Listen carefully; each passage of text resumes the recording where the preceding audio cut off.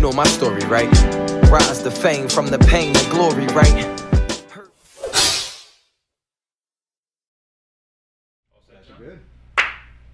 Is that what I'm supposed to do? Yeah. Yeah. All right. We'll go with state your name, state your game, and we'll kick it right in from there. Excellent. I'm Nikki DiGiorgio. I am the producer of the Look Around Music and Arts Festival right here in Westchester, PA, and I also front the band, also from Westchester, Onyx and Honey. All right. Nice. So let's go there. So let's talk. Let's first start with the festival coming up. Yeah. So tell me about the festival Ooh. and what not to say. I mean, you got a lot going on, which is perfect. Yeah. Okay. So all grassroots, all DIY. August 24th, Saturday, August 24th. It's an all-day outdoor music and arts festival. Our personal mission, my personal mission, I have like a huge vested interest in making sure the original artists, whether musicians or makers of whatever kind, whatever medium, that they have a platform. Because I have been in this town for a little bit, and there's been times where I've questioned my art, my expression, my whole delivery, just everything about my art, music and otherwise, and I know that other people feel like that. So I have a vested interest in making sure that they have a platform to like rock out to like a bunch of people. Like, it's a huge festival taking place right behind the Beer Mill, which everybody in Westchester knows where that is. It's 4.5 acres. We do a complete takeover. It's like the circus is coming to town. That's what it feels like. We have 45 craft vendors, all original music all day long. People from the community hand built the stage that people are playing on. Like, it's bizarre. When I put out the first call to action 3 years ago, because we're going on our 3rd year, I was floored. Not only were there artists who were looking for an outlet, but there was also the common folk. No, I'm just playing. But like, just people in our community who were just dying to have a creative outlet, and I had no idea. There were so many times where I was having a bad day on the street, 6 o'clock in the morning, someone would stop me, never met them in my life, and said, I haven't stopped creating since Look Around 1, and I'm just like, all right. And that's the thing. People don't realize that like creativity is inside of everybody. Like, everybody's like, oh, I'm not creative. It's like, it's just about where you are. Because I am a creative person, but I'm not like Johnny. Johnny can be creative and execute the drawing, and you I'm sure have your way. I don't have that piece, but I have everything else leading up to that point. Except what you're doing right now. Right, but that's what I'm saying is like, that's exactly what I want to say, is that it lives everywhere. It lives everywhere, and until people realize it's whatever your fashion is, and until recently, 100% of what you just said is, this is my form of art, and that's where, like, I can explain to him what I want from a design standpoint or what's in my head, but I can't do it. But here I can do what I can express myself in that way, and I really appreciate you pointing that out. My thing is to anybody that, you know, lives in the Westchester, PA area or beyond. I mean, I would say I would drive an hour, 2 hours, whatever for this. Is that even if you're not an artist, like, coming there and experiencing that, you can learn something that you like, and then all of a sudden you find some joy. And I think that we talk about this a lot on the podcast. It's like that human connection post-pandemic, and people realizing like what's inside of them that prior to the pandemic was hardened over. You know what I mean? Like, because the way we all lived our lives, and we were running, and then when we finally fucking hit the wall and fucking paused, we had to look at ourselves in the mirror and we're like, fuck, I don't really like myself. Or I do like myself. You know what I mean? It was like two paths, or I want to change this. So it was wild. Yeah. I have been incarcerated before, and I can tell you that the pandemic felt a lot like an incarceration in some, you know, take that with a grain of salt. I've been down the road multiple times. Right, I've had the bracelets on. At least on the mental spot, Yep. because you are 100% correct. I was used to being stripped of, I had that experience, that traumatizing experience of being stripped of everything and sitting and losing all of that, but I don't think people at large were even ready for that. No. Like, people did not know how to, like... You know what's funny? I'm glad you said it that way, It's because now that I serious. think about it, I did not think about it that way. We were bitten. Because I was like, yeah, I've been ankle to wrist You know what I mean? That's what I'm saying. Like me and my boyfriend Rob, we had both been locked up, so we were okay because we had You stared at a cinder block wall Yeah. for a while. And Well, that you know what I'm saying? and you see just, all the sketches. and yeah. you just can't like as messed up. Like we laugh now, and you gotta laugh to Yeah. keep from crying. Oh fuck yeah. But it's like you find ways to like cope, and I don't think people were used to that in a ever. That was like the Yeah. first time that they had to slow down. So you are right, and I think that was a huge push in Mhm. people's hunger for a creative outlet like that. I really do, and still even to this day, man, like I don't know what's happening with like I don't know, just where all this is going. It's crazy. I think that it's every day, and I think I don't go to AA frequently, but I stole this from AA is the control and the controllables, and it's like it's like what every day is so fucking nuts, and every time you turn on the TV it's fucking nuts. Every time you talk to people that you're not close with, it's fucking nuts. But if every day I just control what I can control, I can't fucking touch the rest of it. And I'm very new into that perspective. I am not grandfathered into that by any means. I get that. I'd say a year and a half, I am maybe less. yearning for a new perspective right now, so I'm soaking it in. So you can impart any wisdom upon me right now. I don't have wisdom to impart. I have lion's den lashes that I can share. This is what got me smacked. This is what didn't. You know what I mean? So, Okay. but I want to talk a little bit about you. I want to talk about. I don't know you at all, and I love where this conversation is going, and I love the energy you have. And I want to know more. I want to go all the way to, tattoo person to tattoo person. Talk me to when you had a clean palette, when you had a blank canvas. What do you mean? What was going on in your head when your body was a blank canvas of tattoos? What age are you? I think I got my first tattoo at 18. Perfect. As soon as I was allowed. Yeah. Was it a rebellious one or was it intentional? No, my dad's completely almost bodysuited. So and he's also a musician. So I grew up seeing that, and I grew up seeing it during a time where it wasn't professional at all. Right. Like he was a contractor, he's a painter, and like he would have to go in on hot days sometimes with like long sleeves to like upkeep that image. Now it's not like, it's way more common. But no, I always knew that I was gonna have tattoos. I was always an extreme person, and even more so I was really expressive, so it was always very important to me. I always was expressive through clothes. It was just really important to me to like be able to like decorate my body that way. Was that something like you lined up with your dad with that? Was he also like that with an expressive way, or was his tattoos a different meaning? Ed, what do you have to say for yourself? Now, My dad's name's Ed. Nice. Are we Nice. twinning right There now? we go.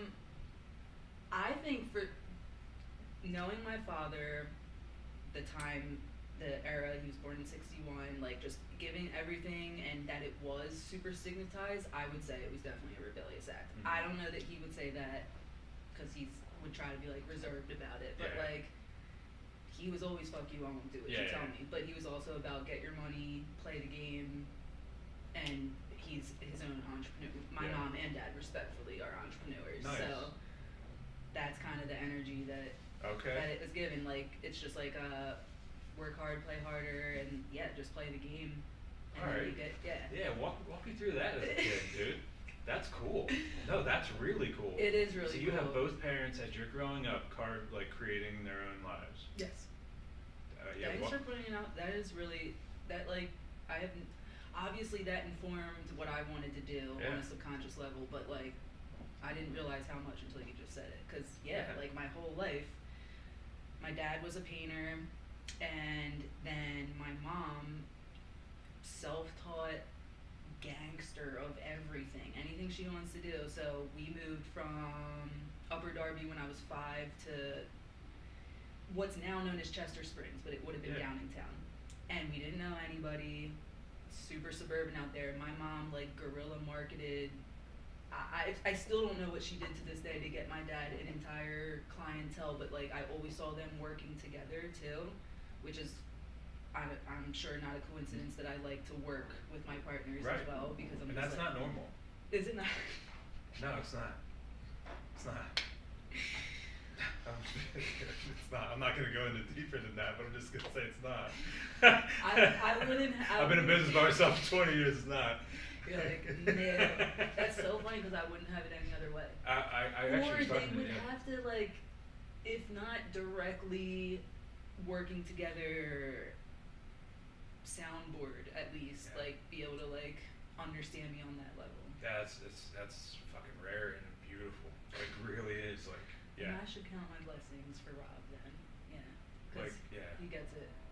So, what was there ever like when you're growing up? Like I'm gonna speak Yep. specifically from my experience. So anything that comes out of my mouth right now, I've experienced. I don't fuck up. I don't fuck up in the sense that I don't talk about shit that I don't fucking experience. And I say it Okay. sternly because if it comes out of my mouth and somebody's offended, they didn't understand that it was I was there. And so if I can't talk about it and I was there, why are you like I was the one that lived it. And if you lived it too, then let's connect on it, not judge me for saying it just because it's yours. So what I want to give that disclaimer to you and say that like what was it like? Was there ever a time were they always successful? Or was it like, and this is from my experience, like with my kids growing up, my daughter is going in 8th grade, my son's going in 7th grade.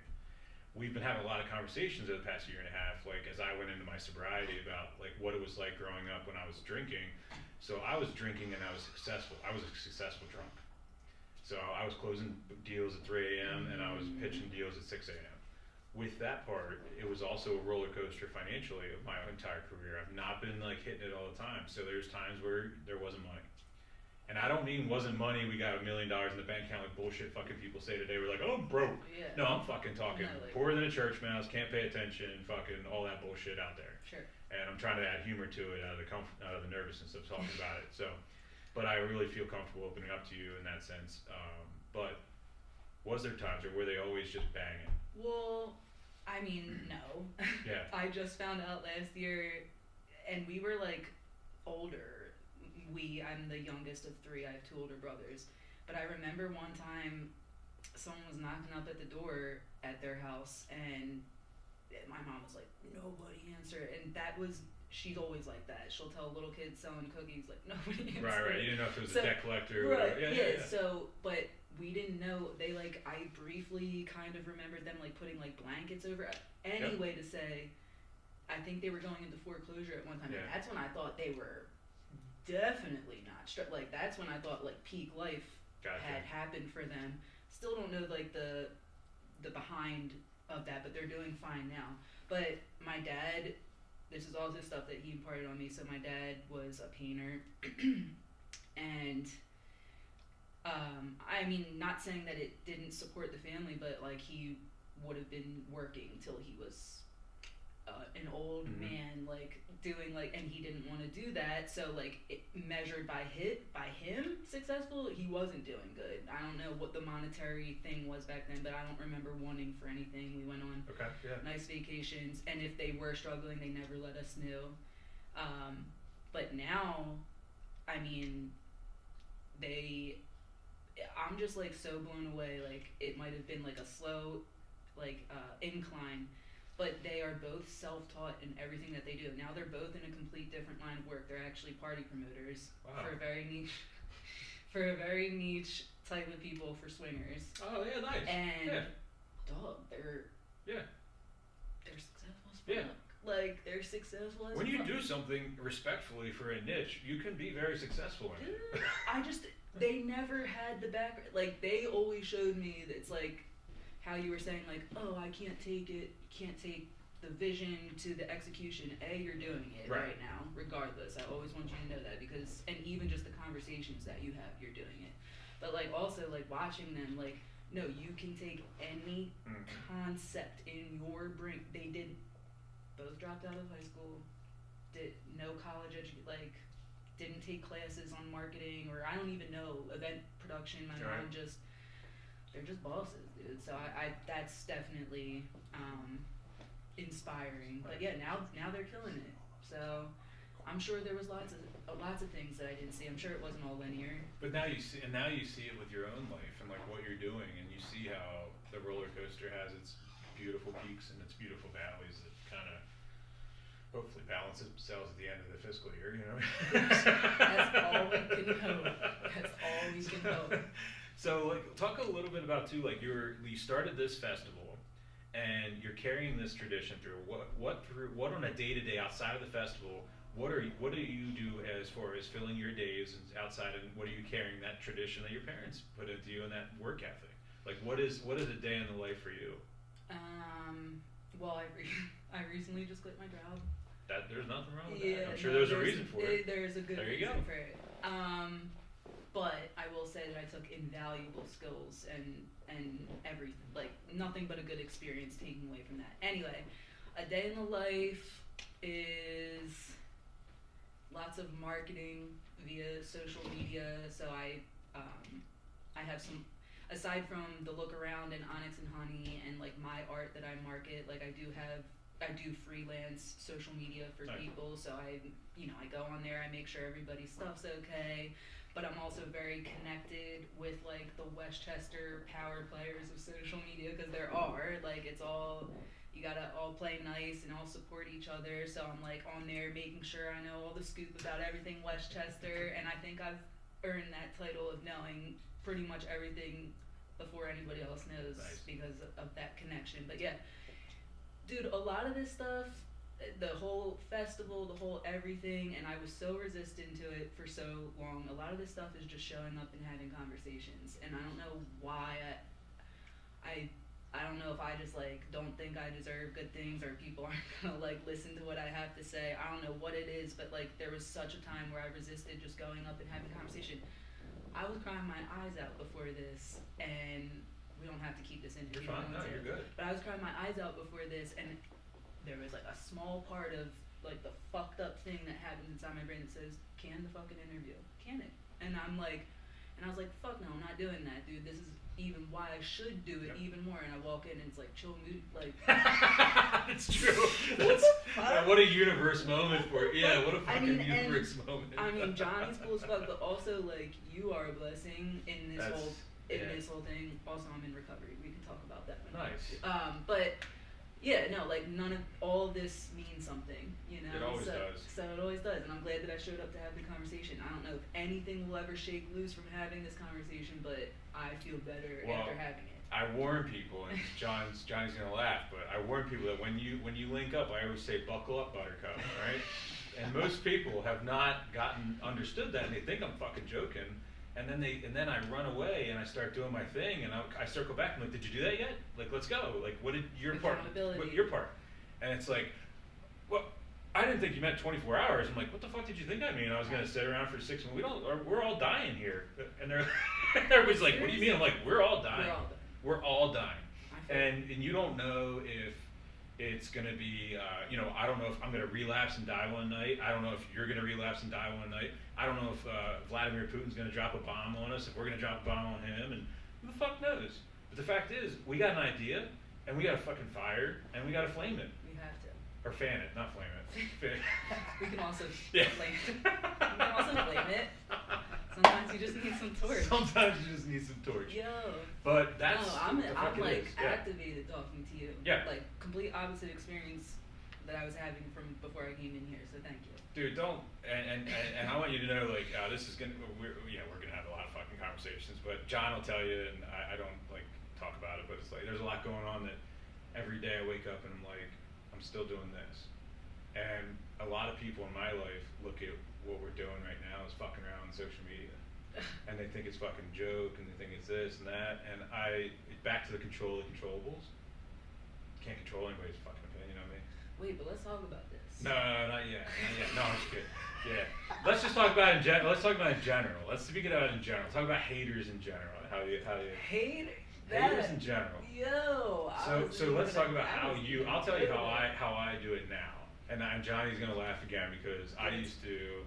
Give it to me. Oh, I used to fucking just fight back and match and all this stuff, whether it was online, it was in person, whatever else. And I'm not like I'm not preaching from anything right now. This is fucking recent, but it's like I'd say in the past like 45 days, I've been able to like really focus on what's controlled and what's not, and just push it all out. And I give credit to people like Johnny and his wife and all this other stuff, and it's like, but when you look back, here's what it is, and this is why I talk about your parents' stuff. When you look back, it was all leading to this. So like, I'm comfortable every day because everything in my past has built me, like you were talking about, dude. I've sat wrist to heels. You know what I mean? I've been chained to. I've been in a John, what's the phrase they used to call it back in the Philly PD when they used to drive? Like, I've been in the back of a paddy wagon. Yeah, handcuffed, ankles to wrists, not strapped to the wagon. Oh yeah, they throw you. There's a term for it. I did 4 runs of that where they drove around the city and fucked around with me in the van. Yeah, they just literally toss everybody. Yeah, It's happened to me. It's called something. And I whatever it is, Johnny's gonna throw the graphics across there, and it's gonna look really cool. Yes. And yeah, that's I don't. happened. It's I've not. done that. Yeah, it's not. I'm not. This is not a conversation about police officers, because mine is an isolated incident with a group of police officers. I don't think the police officers are bad. I think certain people I can name. Those are piece of shit people. Right. And Exactly. but I also believe police officers do a lot of good in the world. For sure. But what I'm trying to get at is, I've said this to Johnny last 2 Fridays ago. We were walking into a pitch, and he asked if I was nervous. And I said, dude, I ain't fucking nervous about anything anymore. And we were actually just talking to Chill Booty, and he's like, I said to him, I said, do you fear anything? He's like, I don't fear anything. And he's like, I don't mean it egotistically. And he's saying, the conversation resonated with me to what I'm saying right now. I was like, yeah, I'm comfortable, because the only thing left is dying. I'm just, if you've been where I've been, what is there to fear? That's it. And it's like, and it's like, that's all there is. There's nothing anybody can fucking do. I know. And I see that in you. Like, I do. And that's why I want to connect with you on that. But I also want to talk about, like, doing this, all right? Town like Westchester, Yeah. all right? Yeah. Not digging Westchester. I'm not downing Westchester. I dig Westchester. Let me Dude, tell you, yeah. we can. My cousin went to school here. My kid's mom, my first wife, went to college here. I've spent a lot of time here. A lot of time drunk, but also a lot of time good. And what I can say is that, like, this is so cool to see something like uniquely different. I don't mean unique in a sense that the cliche thing. I mean compared to the environment that we're in. Yeah. This is something that's so exciting. I'm seeing everywhere, because I'm going around hanging our flyers and I'm seeing your stuff up there, and I like love it. Yeah. Talk about, like, do you ever get resistance from people with this? Yeah. Actually, so this is counterculture, guys. Yeah, that's the word I was looking for. Thank you. This is counterculture, Yeah. and I'm not trying to. The reason that Westchester wants top 40, the people are demanding that. So I'm not trying to like just shit on Westchester, because they're giving people what they want. But also, I just saw an interview that said like the people didn't ask for Jimi Hendrix, and he fucking lit his shit on fire. They didn't. We as artists are the ones who are telling people what's cool. We are delivering them new vibes. We are delivering them new feels. What was the original question? No, Because I was about to go. You're going, Yeah. and it's where it is, what you're bringing to the table, and how it is a counterculture situation that it does get a natural resistance from the society that it's being conducted in. Well, it definitely gets a natural resistance, like, from other artists who are they're doing like the tributes, the Grateful Deads, the Fish, the blah blah blah, who make the most money. Yeah. The most money gigging, like full on comfortable salaries playing Grateful Dead covers. And like mostly artists are the ones who give us the resistance, because for so long artists have had, so many artists around here have been gatekeeping the places that are having original music or do have a shot, and they're keeping that very close. I don't do that shit. There's no gatekeeping here. I'm not in competition with anybody. It works better if we all work together. So the most resistance I've gotten is from other artists. Like it's actually heartbreaking. But that's the thing. That's what pisses me off the most is, and I'm 20 years in the arts community from a sponsorship level as well as the beginning. I was heavy with music. So when I first founded Free Mind LLC, it was in 2008 to book bands in Philly. Nice. And where I see this is like people don't realize you can't do this shit by yourself. And especially all these moving parts, like it's just so much going on. And the thing is, like every artists want to like be like, oh, the corporation's this or this or that, but it's like you can be equivalent to them if you band it together. And I know you're promoting that, and that's what I'm trying to compliment you on that, because Thank you. at the same time, I respect the creativity and the isolation of creativity. I respect that, but I don't respect the judgment. I don't either. And that's where things get really. That's where the line gets There's pushed. been so many times where cover bands have been like, nobody wants to listen to your original music, and I'm like, no. Right. None of you guys have the balls to play to a crowd of 0 to get as a means. You Yeah. guys all want a built-in crowd. And I get that, because nothing feels better than fucking playing to people, which is why I'm doing And hearing this. people sing the That's- songs that aren't yours, you and know, they're singing like, along with you. that's a high. Like, Yep. I'm not even knocking them, but don't look at me. And that's what it is like, don't, you're right, it's respect that's how you want to connect with people, is through a common medium, and you want to connect with people through introduction of a new medium. And there's two different ways to look at that, and I think that, yeah, that's interesting. And I always dealt with, even booking bands was like that too, because it was like, it was also exclusive of like, it also hurt like where you could book some, like I'm talking, I was doing this 08 to 2012.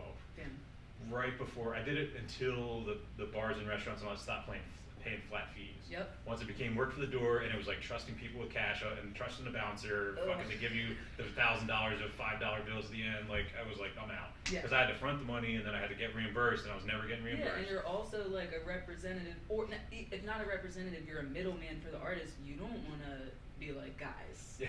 you got beat, and it has Right. nothing to do with, you know. So I always paid them at 100%, and I took the hits, You're and a good I man. always, well, it's like that. It's not a good man as much as like I was trying to play the long game, but the long game was never there because the industry was changing so fast It's at still that like time. that. Yeah. The money's still whatever. We are blessed. I'm Right. not gonna completely shit on everybody. Like most people, whether like Rob has long-standing relationships in the music community, and like he's earned his stripes that like people don't really argue our value, and we also don't like shove it up people's asses either. So price-wise, Yeah. so we are seen, but there's, I think in Philly right now, there's like a whole coalition going on to like not unionize, but get everybody unified, all the musicians and artists. Oh, today. dude, we were trying that back then. See, like, Oh yeah, we tried. don't play for free yeah. exposure. Everybody needs to be on We the tried same to page. we tried to create. It was a couple of hundred at that time, and actually it was some of the guys that we were just talking about with Moody. It was a promoters coalition where we were going to band together to protect the artists. Yeah, Because we were the ones that were losing the money. it's still a thing too. Oh, it still hasn't got off the ground or something. Yeah. Well, they were calling out a specific venue It's like 08, I'm in thinking Philly of, yeah. just like a couple months ago, but they weren't just calling out that venue, they were saying, and all the other places like this. It's just the most popular Yeah. one in Philly. They're like, this is not okay. Like, Yeah. and especially because it's a lot of like black artists Yeah. who are even getting like Yeah. shit. Like, come on, like we can do better. So anyway, I say that to say like everything works better if we all band together and have a unified, at least singleness of purpose. You don't have to be unified on genres. You don't have to be unified really on anything else. You don't even have to really like each other. But if we could all, you know, just support each other's shows regardless of genre, Right. go out and show love just to have people in the venue until the other people come. Like there's just no reason not to. But I get it. It's kind of ironic too, because like so many people today are like, want to create safe spaces and all this stuff, and most of the time it's those same people that are out there promoting safe spaces and all this stuff. But it's like, but you're also projecting your shit by not being inclusive, Yeah, what I mean, and being exclusive. And it's like, I'm not sure, and I mean, I'm one that like has been able to look back and be like, oh, I was being a hypocrite right there. I'm a hypocrite right now. It's such a hypocritical thing right now to be an advocate of safe spaces and to be an advocate of respect, but also not be an advocate. It's almost like I respect your creativity as long as it matches mine.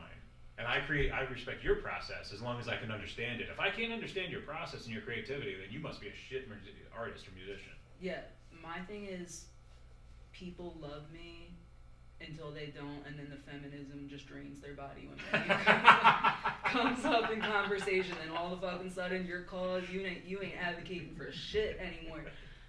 So I get what you're saying, dude. Like, I don't know what if it is like, I don't know what to even remedy it without. All I know is I've tried to make myself as least not intimidating. That's not the word. Least. I'm not coming for anybody. You're disarming. Yeah, I'm just. And approachable. Yeah, I'm coming with all love and collab vibes, and some people just want no parts of that. But like I said, that's been mostly artists. Westchester at large for resistance against this, dude. We had the cops come the first year. Shout out to Edwin from 151 because he has our good cop liaison relationship going. But they came, took a look around, no pun intended.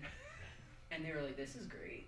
Like, this is completely, like, self-managed, self-contained. It's on private property, so they really couldn't do anything anyway. But we wanted to invite them in to keep that open. Like, hey, we're not doing weird stuff here. You're welcome here, too. And nothing but positive feedback for the most part. I know there's some people who see my name that are, like, big in the town and probably, like, ugh, just because I will say something. Yeah. I will always call out an injustice. I'll always call out if you like did something like, but that's my duty because how many people do they like rickroll because they're not gonna say anything? I'm gonna say something. Yeah. But it is what it is. It is what it is, and I think that, but at the same time, what you're saying is right at that line of controlling the controllables, and Johnny and I talk about this a lot. It's like the showing, not selling, where it's like, hey, this is what I do. If you're on board and you want to collaborate, great. If not, I don't care. That doesn't mean anything mean. I don't. It's not like I don't care. Like I don't. You're I don't. like, how do I deal with haters? I cry a lot. I'm like, it's I hard. do care it because is. I have a vested interest, and I'm like, why don't you care? But I know I have to not. But and I say that in the sense that it's like it's so recent of the not caring. Like I cared so much forever that I'm like exhausted of caring now. I think that's what it is. And now like seeing this momentum and working through different things of what we're doing right now, it's like I'm just like, and some people joke around, it's like I'm just taking my addictive personality and just supplementing it with this podcast and this business, and I'm like, is that a bad thing? Same thing when people be like, I'll be like, oh, all you do is like, when you want to drink, you drink a bag of Starburst. That's not good for you. I'm like, really? Is a bag of Starburst better than a fucking 3-day bender and end up in Omaha, Nebraska? I mean, like, Starburst never got me to Miami, you know, like on a red eye. You know what I mean? Pants, but I don't know. Hey, one thing I would like, I've been seeing a lot of your posts. Yeah. And I didn't realize how collaborative it is. So maybe you could talk about that too. Nice. Can I look as a reference? Absolutely. So I make sure. Yeah. So I make sure I don't forget anybody. What's the time on that one? Because I got that Zoom guy. Yeah, you got. Yeah, I know. I just forgot about that. 10 minutes. 10 minutes. Cool. Okay. We'll wrap it up. Yep. So it is big collaborative push. First and foremost, the art. All 3 years, the actual poster art is Wes Knorr. His media company is called Western Media Design, and I knew that if I failed everything else about planning this festival, that if I had a good flyer, that it would take us halfway Always. there, Yeah. and it did, dude. He's worth every penny, and I love you so much, Wes. And he just gets the vision. Definitely big shout out to Kevin Matsanka. He is a professional photographer based out of Westchester, and he single-handedly made Onyx and Honey and Look Around look way cooler than they ever were before they were actually like really cool. Nice. Because of his eye and his vision, and he always like just came out for the love of it, taking pictures of other artists who didn't have money to go out and get like professional pictures. So shout out to Kevin Matsanka because he doesn't get enough love. I love you. Visuals by Anything Projections. Matt is a very talented visual artist, so if you ever see anything being projected in Westchester, that's usually him. So we'll have some wild ass visuals there. MC Jeff Lawson, he's a good comedian, and he's on for the first year as the MC, so definitely check him out. And as far as like just other collabs, like for example, Beer Hall. Like Beer Hall's relatively new in Westchester, and they just took over Split Rail, and he's not only putting his money where his mouth is, he's like, how can we help? Like, Excellent. there's people, all of our sponsors talk about collaborations I don't know them all off my head, but I'm just saying, like, all of these sponsors, it's not just like a marketing opportunity. These people have a vested interest in seeing the music and arts community thrive, and they literally gave me money so that I could throw a party about it. So, like, go on the website at lookaroundfestival.com and look at these sponsors and patronize them because they fucking love us, dude. They support us. What I want to do is I want to say, like, for this festival coming up, for like, we're gonna release, this will be released obviously before the festival as a lead up and stuff like that. It'll be released during I forget the exact date, but it'll be the middle of January or middle of July. Middle of January. If I was gonna do the 2025 festival, what do you have plans for next year? So yeah, for middle of July, probably let's go like whatever that is. And you guys are there. And we're gonna come. And that's what I was gonna say was. And in the moment, John and I were talking about this, so I'll just say it now, and I'll put you on the camera and see if you don't like it or not. But, so we can cover. We're gonna come cover the event for the podcast. I would love to do that, and also I would love to do. We want to test out an idea which is like a share your story booth. Yes. So instead of like a kissing booth, people can come in like this. Maybe we'll get some recliners or chairs or camping chairs or something like that. We can definitely do that. And then we'll set up the mics and set up the camera, and anybody I'm not gonna enter. I can just sit here with a sign and a cooler full of water, and strangers can come up and tell their story. I am obsessed. Yeah. Do it. Yes. You guys will hear it. It'll be called the Talking Booth. Nice. Yeah, whatever. I think I said like the story booth or share your story booth. Come on. Something like that. We'll Keep play with the an words. eye out. Yeah. Yeah, definitely come on here and show them some love, because also these kind of outlets, like, I mean, it sounds like you've had a vested interest in helping others along the way. Yeah, this is right on my alley. Yeah. Yeah, but like awesome, like yeah. He's got some really cool guests scheduled for this show, so definitely make sure you're tuning in. Yeah. I saw Chill Moody's eyes light up when he saw the flyer, so I'm gonna pressure him and see if I can get him down there. So maybe we'll have him come in. I'm gonna pressure my board members and see if I don't know. We'll see. Yeah. Let me know. But so I just I say this every time, and I really fucking mean it. And the fact that I say it more times, the more I say it, the more it feels like it means less. But I am so happy to have met you. I'm so fucking excited. I'm so happy Johnny introduced us. I'm so happy you came in here. I'm so excited about what you're doing in your life, and also what you guys are all doing at the collective and stuff. And it's like I've been down there a couple times, and I just love everything that's going on.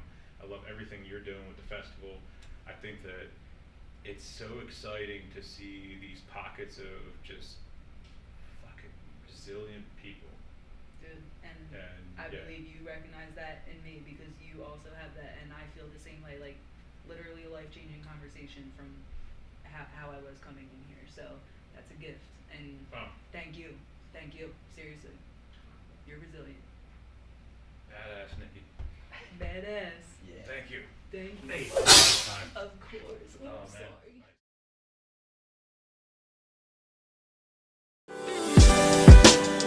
You know my story, right? Rise to fame from the pain to glory, right? Hurt.